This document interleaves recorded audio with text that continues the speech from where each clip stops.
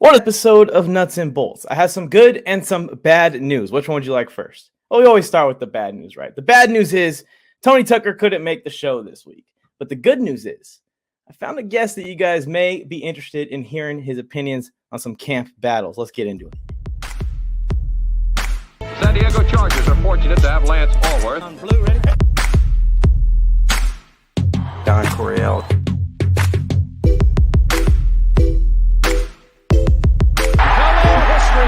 Touchdown, San Diego! Woo!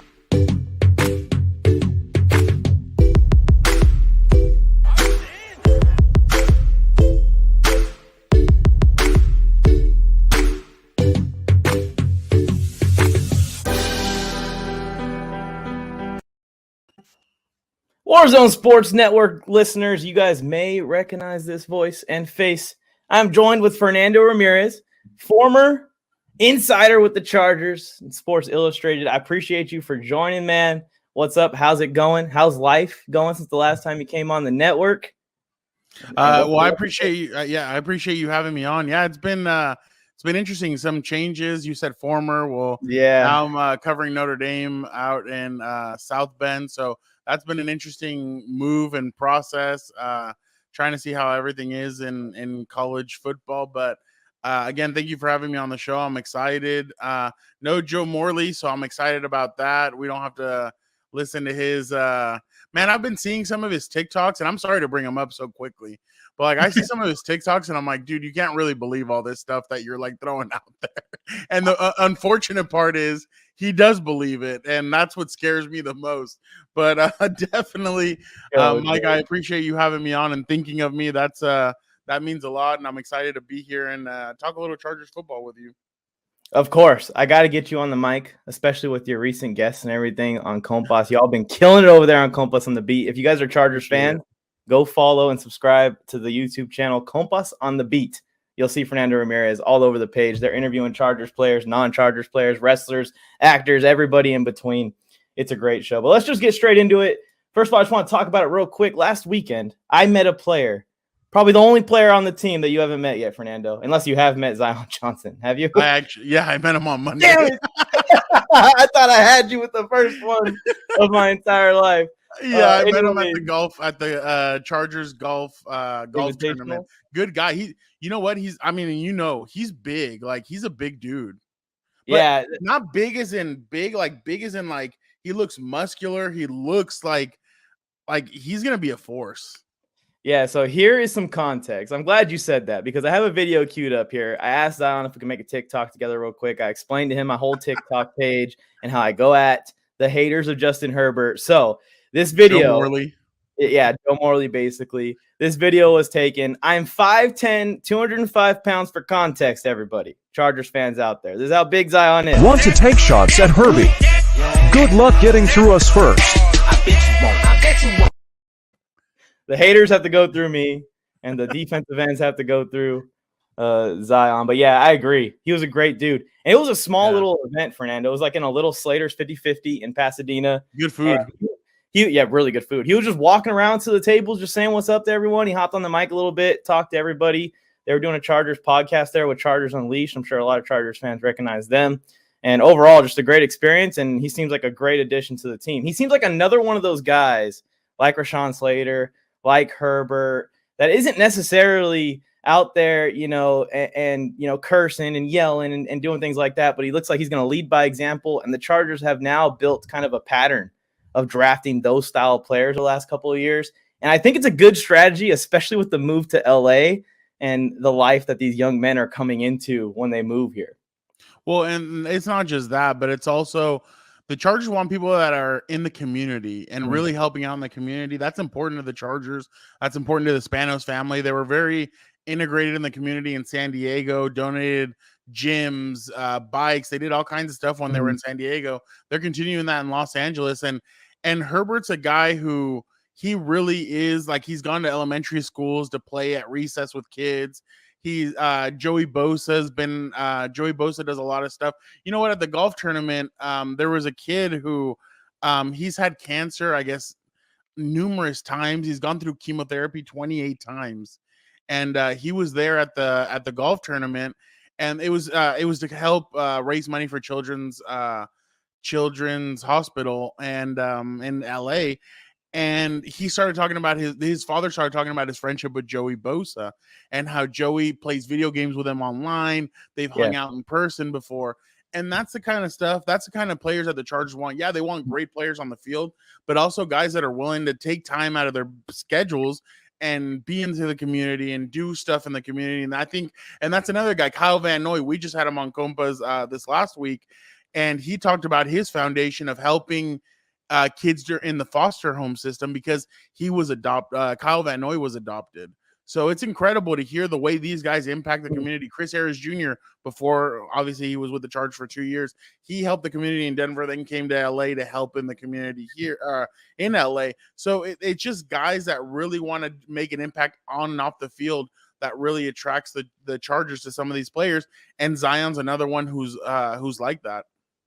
Yeah, it's an underrated trait that Tom Telesco has shown when he's drafted and added players. And something I really appreciate about him is finding those guys that are really good in the community. I think the Chargers have some kind of record also where they're the only team without an arrest over the last certain amount of time, X amount of years, 5 or 10 years. So just making sure we get model citizens that represent the team right, that represent everything that their organization stands for. And I love it. And I think based off my experience with Zion last weekend, he's another one of those guys. Speaking of Kyle Van, Mike, real quick question. Were you the one that asked him about who he wants to go up against this season or no? I did. I asked him. He said, what, did it get out? Someone found out about that? No, I saw you post that. And video? I was interested when he said Aaron Donald because that's who he played. Obviously, Aaron Donald just signed his big contract extension. Saw him yesterday at practice. I went up to do some Ram stuff, and man, he looks lean. He looks mean. Thanks. So I'm actually that matchup is going to be fun. I hate, and hate's a strong word. I hate the fact that the Chargers aren't playing them until the back end of the season, where if the Rams have already won the division or if the Chargers have already done it or whatever, they could potentially sit players or kind of rest players. But I mean, obviously at the second and last game of the season, you're not really going to do that. But still, I wish that game was more in the middle of the season just to really see what both of these teams have got. But that matchup is going to be one that's going to be circled. Zion Johnson against Aaron Donald. Yeah, that's the guy that he said. He wants to go against the best of the best. We were talking about Myles Garrett a little bit also. And I was just bringing up some names that he might have to see this season. It's going to be interesting. Another thing, when he was walking by to walk up to the mic, he kind of like walked right past my table. And he said, "What's up?" to me again. And we talked a little bit more. And I complimented him on his shoes. He said that they were his favorite shoes. He was wearing these giant baby blue Crocs, size 18s or something crazy. Crocs. he's out here. I was waiting for you to say like Jordans or I was waiting for like Jordans or KDs or Kobe's or LeBron's, but Crocs. They were massive. They were Chargers baby blue. Wow. That was an awesome event. If you guys ever run into any die-hard Bolt Club Flyers, definitely go and attend them. I had a good time. I'll go to more in the future. But speaking of Kyle Van Noy, Fernando, you guys just had him on the podcast. I enjoyed it a lot. Talked a lot about culture and how these veterans coming in are changing the idea of the defense, that it's not just about having a bunch of talent on the defense. That it goes much further than that. So how do you think that guys like Khalil Mack, J.C. Jackson, kind of mixing in with Derwin James and Joey Bosa and the other veterans on the team, are going to change the culture and change the mindset from the team that seems like they've always been cursed to now Super Bowl winning Chargers team in 2022? What do you think, Fernando, how these guys are going to impact it?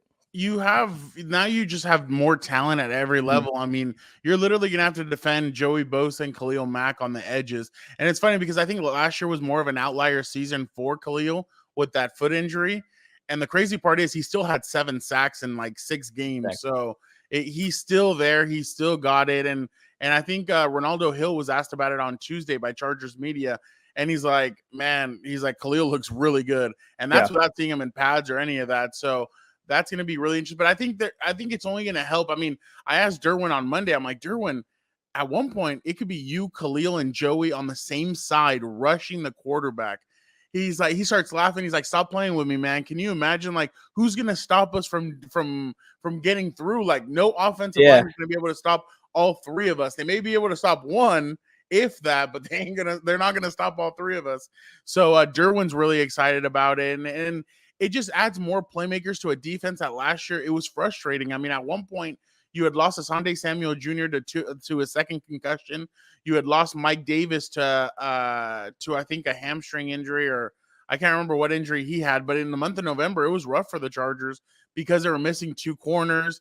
There was no pass rush established opposite Joey Bosa. Uchenna Nwosu had some good, decent games, but it wasn't that physical presence that you need on the opposite side, the way kind of Melvin Ingram is. Now, Melvin Ingram was a great player for the Chargers, but this is a huge upgrade from Melvin Ingram to Khalil Mack. So I just think those 3 guys are really going to impact this defense. And Kyle Van Noy, I think Kyle Van Noy is going to be kind of like a positionless player in a sense. Like, I think he's going to have different roles. Last year, I remember even when the Chargers played him, he covered Austin Eckler well. And I feel like the Chargers, one of their weaknesses has always been the coverage against the running backs. So Kyle may be one of those guys. Kyle may also be, because last year they used Justin Jones, Kyle Fackrell, Joey Bosa, and I can't remember who the fourth, and Uchenna Nwosu as third down pass rushers. So this year it could literally be Khalil Mack, Kyle Van Noy, Joey Bosa, and maybe Sebastian Joseph Day or Morgan Fox. But that is a scary 4 pass rushers that can really get to the quarterback. And especially if you use stunts and everything, Kyle Van Noy may come open. I mean, I literally told Gilbert on the podcast, with these 3 guys, you could potentially see about a 35 to 40 sack season from all 3 of them combined, if not more. And I told Gilbert when Khalil Mack when they traded for Khalil Mack, Chargers are going to lead the league next year in fumbles and fumble recoveries. I think Joey and Khalil are going to make the opposing quarterback fumble numerous times. But I just think it helps build their culture. J.C. Jackson's another one of those guys that is a stud. He's played well in that New England system. Now he comes here. Now he comes to the Chargers, and I just feel like Brandon Staley's going to really use him in a good way, put him in positions to succeed the way he's going to do with Kyle Van Noy and with Khalil Mack. But Ronaldo Hill and Brandon Staley right now are like that Patrick Starr gif where he's going like that, because from last year, I mean, you saw that Kansas City Chiefs game on Thursday night. The Chargers should have won that game, and the only reason why they didn't is because Derwin goes out. I think Asante still hadn't come back, and they had Kansas City kind of where they wanted him, and Derwin isn't able to complete the game, and that's when Travis Kelce went crazy. So I think if this defense stays healthy, it'll be a top 5 defense for sure. Yeah, even without ASJ and even without Derwin on the field that night, a lot of Chiefs fans don't remember this. The Chargers still should have won. Parham's freak injury and Josh Kelly fumbling on the 1-yard line. That is 14 points we left off the board. The Chargers should have dropped 45 and won 45-30 in that game, even without Derwin James. It's going to be interesting when we match up against those guys, especially when you have Derwin James, Joey Bosa, and Khalil Mack rushing on the same side of the line, going after Mahomes, going after Carr, going after Wilson. I have a sneaky feeling there's going to be a lot of check 28s and check 27s, those outside runs to try and run opposite way of those guys lining up. And the thing is, too, real quick, is that Joey and Khalil are very good against the run. They've really put Joey in the last few years has really, he's really established himself as a really good run defender. And Khalil obviously is just a monster no matter what. But again, health is going to be key for these guys.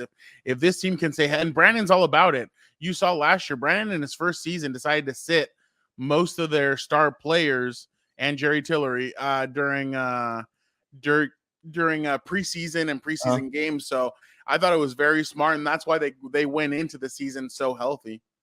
Yeah, I hope they do something similar again this year. I feel like that strategy really helped with injuries throughout the year. That's something the Chargers struggled with in the end of Phillip Rivers' career, was the talent around him not being able to stay healthy.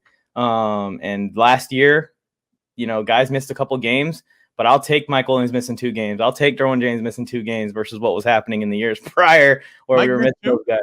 I think he missed 2. He missed 1 for COVID. Houston for COVID. One on a hammy, I think, or maybe he played first half and then missed the second half. The Baltimore game? There was a game that he went in where we kind of all knew that he was playing on a bad hammy.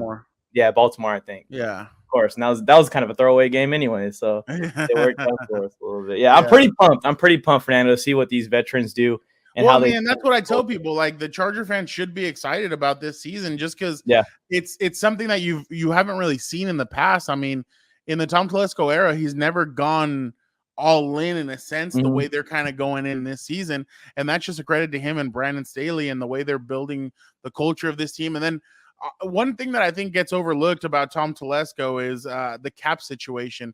He's done a really good job of opening up the cap situation for this year to really go in and get big time players. I mean, in the past, I've never seen him go and grab the best pass rusher out there and then the best cornerback in free agency. That's unheard of. And then you bring a leader like Kyle Van Noy. It's just and Morgan Fox, obviously, Exactly. another Yeah. good player. Sebastian Joseph Day, and then Austin Johnson's the only one I really don't know a lot about, but he seems like he's a solid player. So it definitely, the defense should be really happy about all the playmakers that they have, and now I think they have a little bit more depth than they used to, especially. I mean, one guy that nobody's talking, Bryce Callahan. That addition I think is going to be a sneaky good addition for the team as well, because of the different ways that you're going to be able to play these guys. Like I told Gilbert, I think Michael Davis is going to play a positionless role this year. I think they're going to try and move him at different to different spots this year and kind of use them in different ways. Yeah, it'll be interesting to see how they deploy Michael Davis with JC, who's kind of a lockdown guy already. He's probably going to travel with the best receiver most plays, with Asante Samuel Jr., who can play slot and can play outside. Just preaching versatility on the defensive side of the football has been something that, like I said, Staley has said since day one, and now Tom Telesco's kind of put his money where his mouth is. We're going to get the most versatile defense we possibly can have. Derwin James can play free safety, corner, or linebacker. Joey Bosa can play interior. Pass rusher. Joey can play interior or exterior. JC can play all spots. Asante can play all spots. It's going to be a ton of fun to watch. And it's at that next level is what I call it, when you have the veteran leaders in the starting lineup. But even if you lose one or two of those guys, the next man up is another guy with success in good defenses before. Yeah, I'm pumped for it. I'm super pumped for it. Let's transition into the next topic here. So there's going to be a bunch of camp battles for the Chargers this year. Not as much so with the starting positions, a few starting spots, but I have 4 lined up here, Fernando, and you can use your insider info from previous years and everything and opinions on these players to just give me the most accurate prediction you can on who you think is going to win these jobs. So we got right tackle, middle linebacker, running back 3, and wide receiver 3.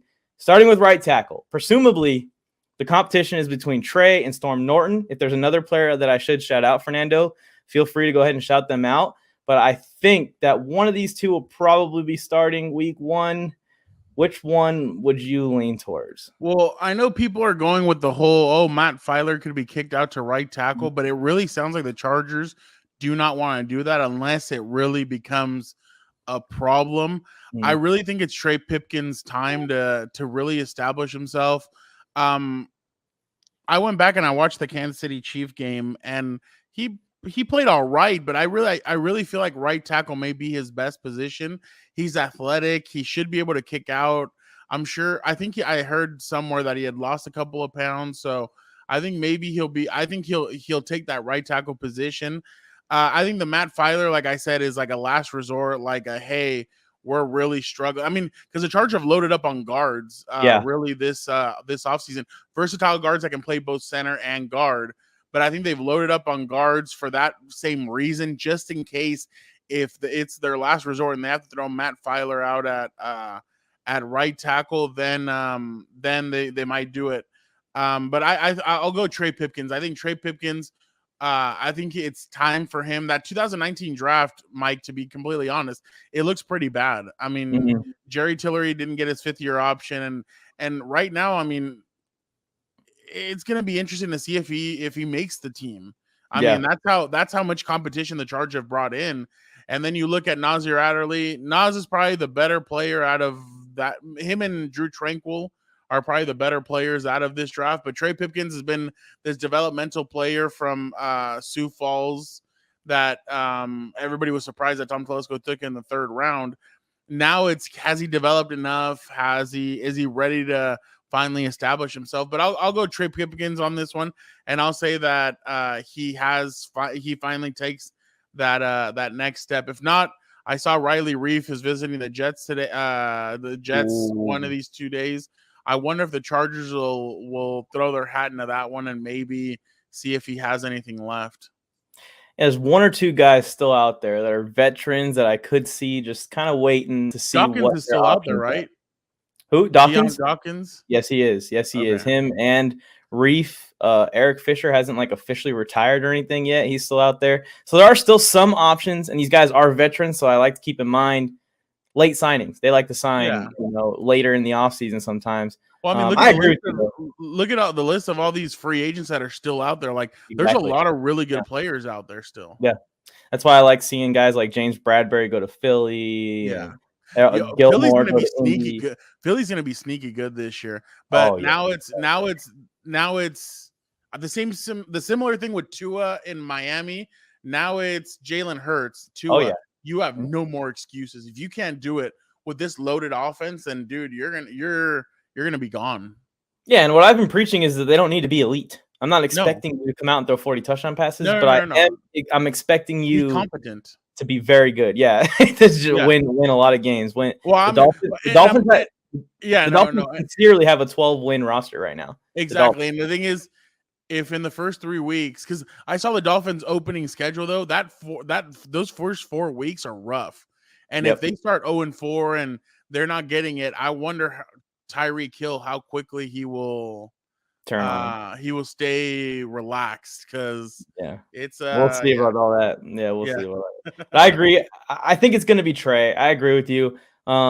This is the position I'm most worried about on the team because I do think that it could be a fail point if things get thin. Hopefully they don't though.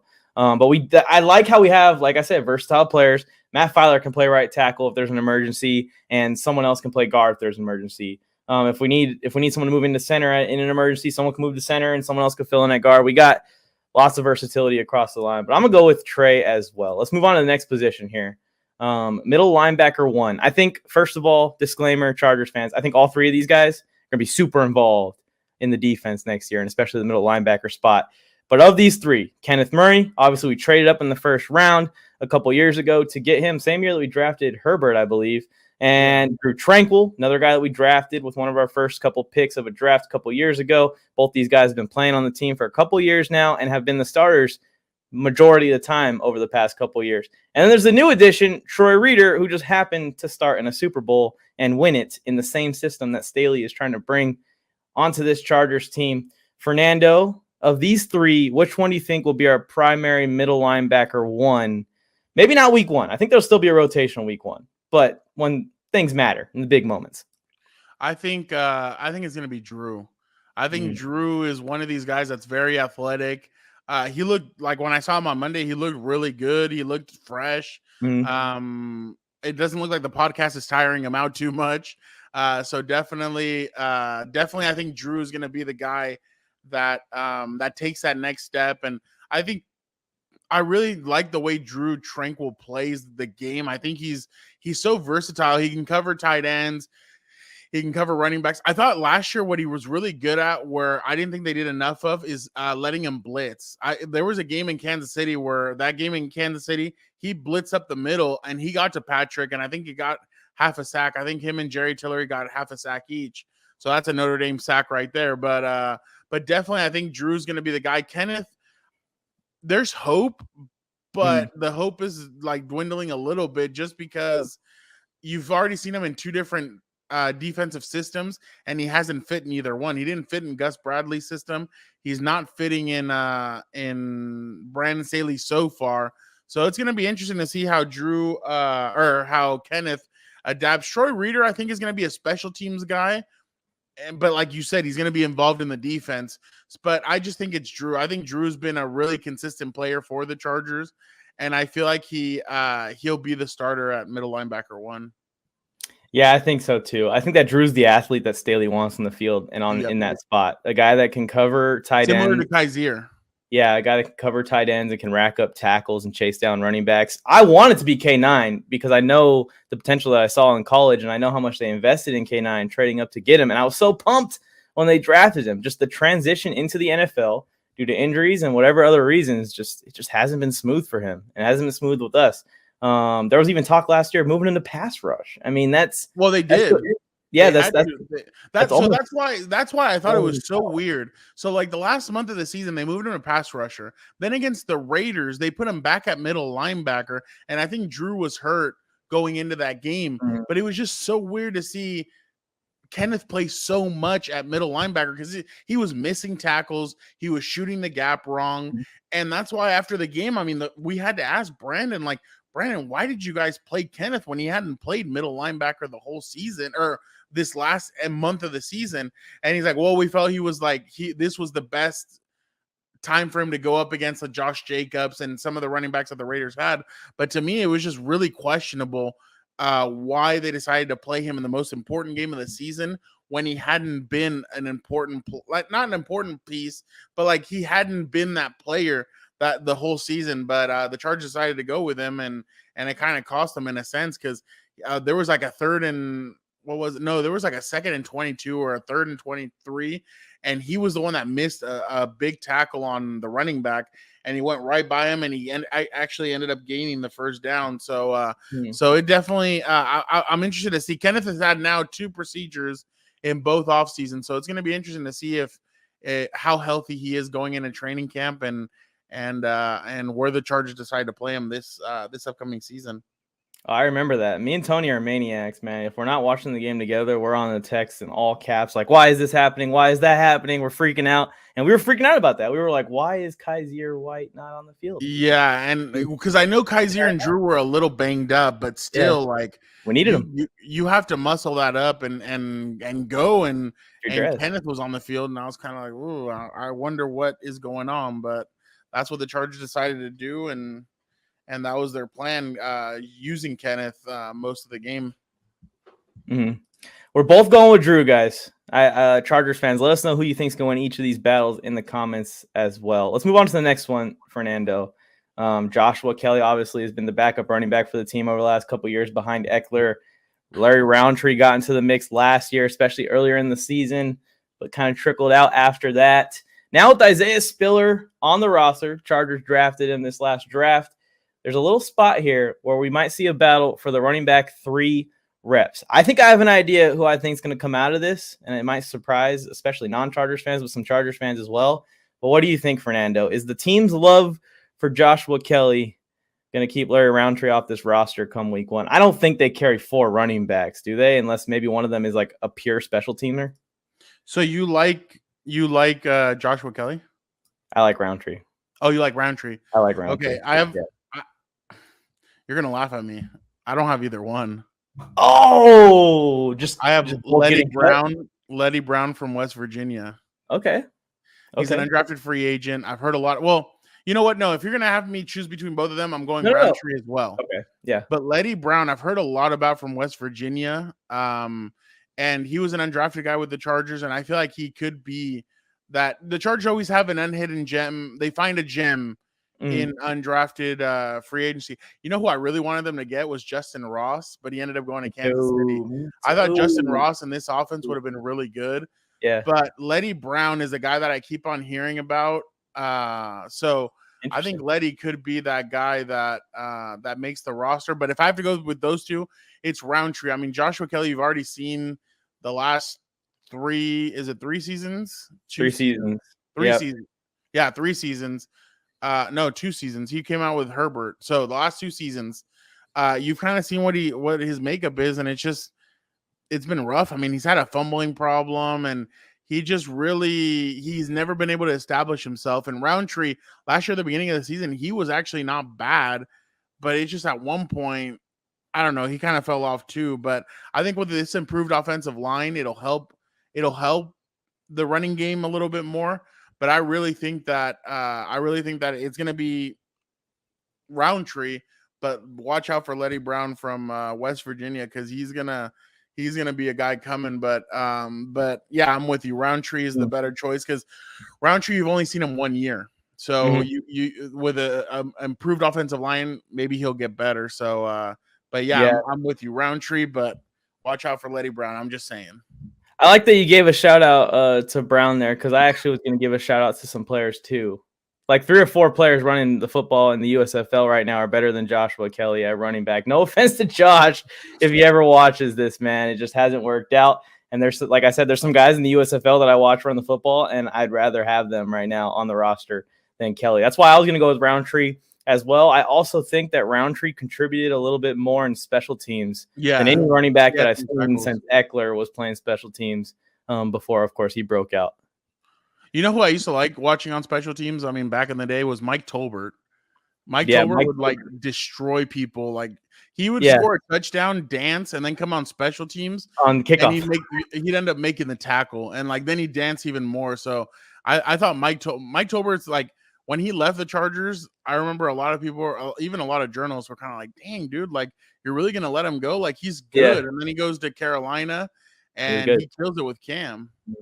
Yeah, he did really good with them, and he fit their scheme offensively so well. It was a perfect fit. Another guy I liked, he was another running back that could have probably played linebacker, was Donald Brown. He was on the team for a little while, and he made some big hits as well. Even when there'd be some fumbles and interceptions from Rivers, he'd make some big hits.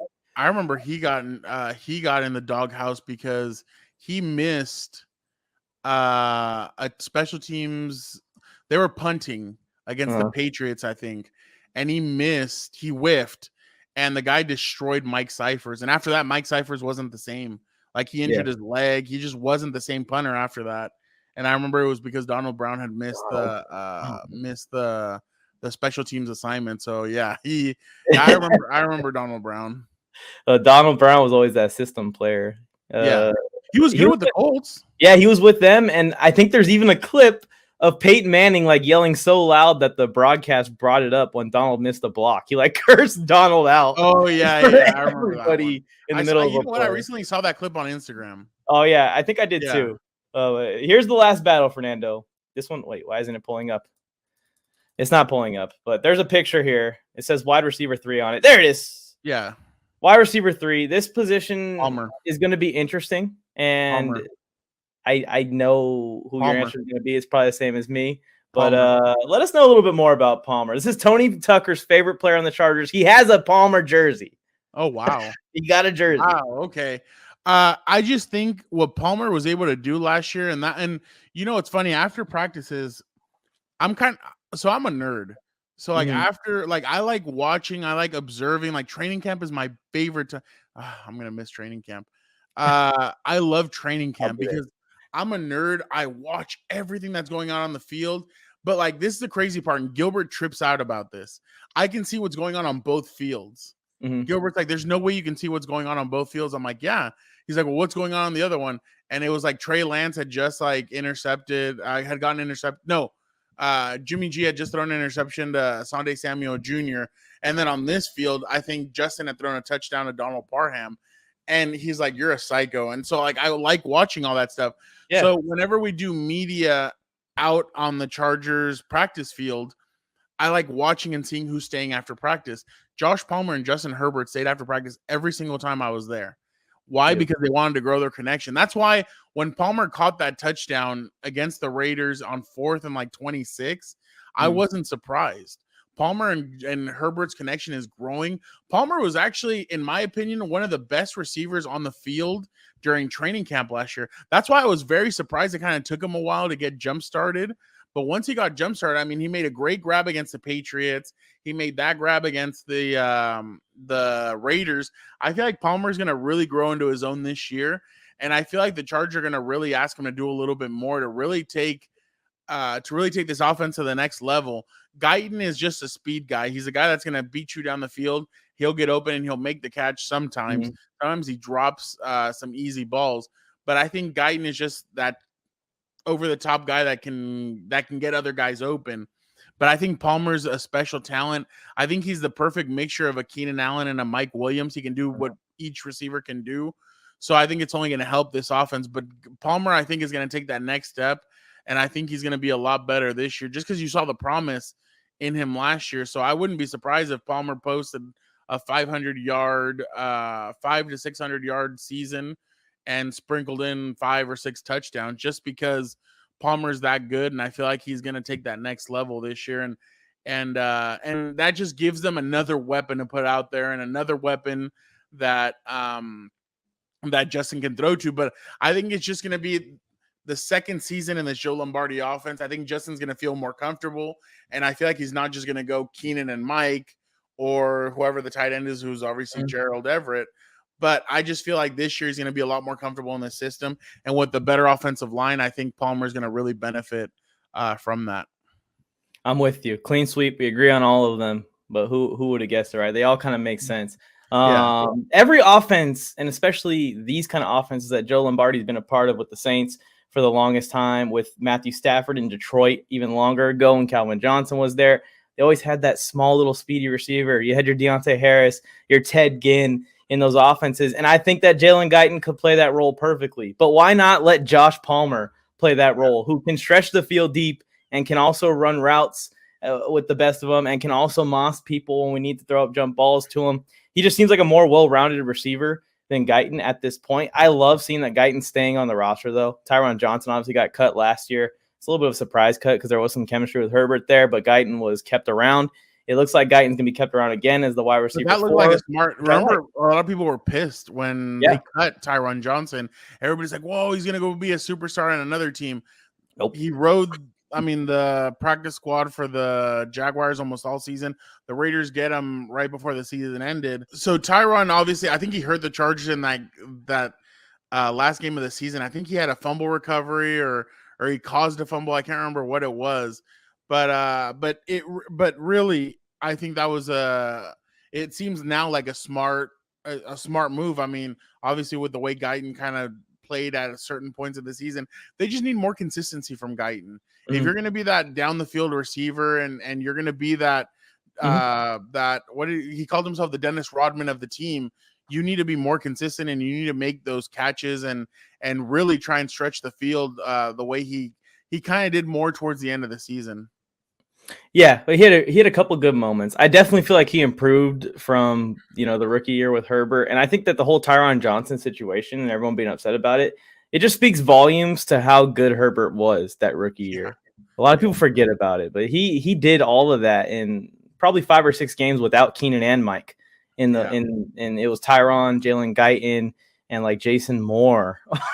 We were really pulling the backup receivers into the action, and that's how they got so much exposure and support. I really do think that Justin's going to be one of those guys that just creates receivers and creates players and kind of the way Tom Brady. I mean, you've seen it. Like Tom Brady's had superstar receivers, and they get kicked out in the divisional round of the playoffs. He has average to below average receivers, and he makes it all the way to the Super Bowl. So I mean, and obviously that has to do with the special teams and with the defense and everything. But if you can improve players and bring them up to your level, that just tells you how good of a quarterback you are. And Peyton Manning, Drew Brees. I mean, Marquise Colston, who the hell knew who Marquise Colston was? And he turned into literally an all-pro receiver because of his work with Drew Brees and obviously him working his tail off. But it just goes to show you, no matter what, if you're drafted, undrafted, whatever, you can if you work your tail off, you're gonna be able to make something of yourself. Yeah, JP5 hopefully is the next Marquise Colston. Hopefully. Oh wow, there you go. A little breakout right there. But yeah, I agree. And a lot of people forget. And I just recently rewatched the 28-3 Super Bowl with the Falcons and the Patriots. Tom Brady was playing in that Super Bowl. No Rob Gronkowski. His receivers, starting receiver core, Chris Hogan, Danny Amendola, and Julian Edelman. And he made that comeback happen. I mean, that's some next level stuff right there. Those are 3 guys that you would think they spread the good word. Have you heard the good word? Are you ready for the coming of Christ? the coming of TB12. That's what it is. Exactly. Oh my God. You know what's funny? And I think the Boston newspapers that even wrote the end of an era, and it was him like on the ground, like after that pick 6. Incredible. I mean, can you imagine printing all those newspapers out, those headlines, and then having to change it? Yeah, and change it like with 5 minutes left to go in the game. I mean, it all went down in the fourth quarter. It all went down at the last minute. And you know what's funny? And speaking of that game, I rewatched it too a couple of weeks ago. It is incredible the way Kyle Shanahan, if you just run the football on that last drive, You kick the field goal, you're up 10 points. That's it. You've become a Super Bowl champion. And they decided to get cocky, not cocky, but they decided to get greedy, and they decided to throw on the next 3 plays, and they got sacked once or twice, I think, and it took them out of field goal range. So, man, it's crazy the way you have to really be like, you have to have ice like Kobe. You have to have ice in your veins in those last few minutes to really make the best decision. And I mean, the way the Falcons had run the ball all game, I don't think the Patriots defense would have stopped them if they would have continued. But that got Kyle Van Noy his second ring, or first. True. It was his first ring. They were killing it on the ground. Devonta Freeman was going nuts. And they had Matt Bryant. It's not like their kicker was someone they had to worry about too much. Exactly. So yeah, no, I'm totally with you. Crazy stuff. All right. Thank you for coming on, Fernando. I appreciate it. Filling in for Tony Tucker this week and also giving us some insight on some of these camp battles. You want to plug where these Charger fans can find you? We're starting to get some viewership here. Hopefully they can go follow the Compas, follow you on Twitter. Appreciate it. Yeah, no, Compas on the Beat is that's our Instagram, that's our YouTube. We're really doing a lot of fun stuff. And Mike, I know you're a big fan of the show. We appreciate it. We're Gilbert and I are actually revamping the show. So we're going to be doing some new things coming up. We're still going to try and get great guests, have awesome content, but we're going to try something new, try and revamp the show a little bit. But definitely we're excited about the future of Compas on the Beat. We're excited about the direction that we're taking this in. And it's just, man, we're Gilbert and I, and then obviously Dan and Dago, my little brother, we're really excited about the direction of this show. And I'm also on Twitter and on Instagram at RealFRamirez. Also on TikTok. I'm not as famous as you. Yeah. I'm not as good as you. I'm going to try and get better, but Mike, you're killing it on the TikTok game. You're honestly so unique. I may have to take a class with you one day. The next time we hang out, I may have to do a class with you because I need to learn more about my brother calls it. My brother's an old man, so sometimes he calls it the Tic Tac. He's like, I need to learn more about the Tic Tac. So definitely, Mike, thank you so much. And you're honestly, I mean, what you guys do here at Warzone is some good stuff. You guys are great. I mean, honestly, I consider you guys friends, and you and Joe Morley, you guys are good friends. And we saw each other at the Super Bowl, so that was a lot of fun to hang out for a little bit. But definitely, thank you so much for having me on the show. Of course, man. You're welcome back anytime, Fernando. We miss you over here in Cali. You gotta come on often. I miss you too. The Mexican food is not the same. I'm excited for the Compas on the Beat growth, man. It's been a lot of fun to watch so far and keep it growing. If you guys want some TikTok tips, all it is in the dance moves. You just gotta get it going. Yeah. I'm like, I don't know. Appreciate you guys for tuning in. Go check out Fernando on all platforms. If you're not already subscribed to the Nuts and Bolts YouTube channel, you know what to do. Hit that subscribe button, turn on notifications. We'll see you next Friday night. San Diego Chargers are fortunate to have Lance Allworth. Don Coryell.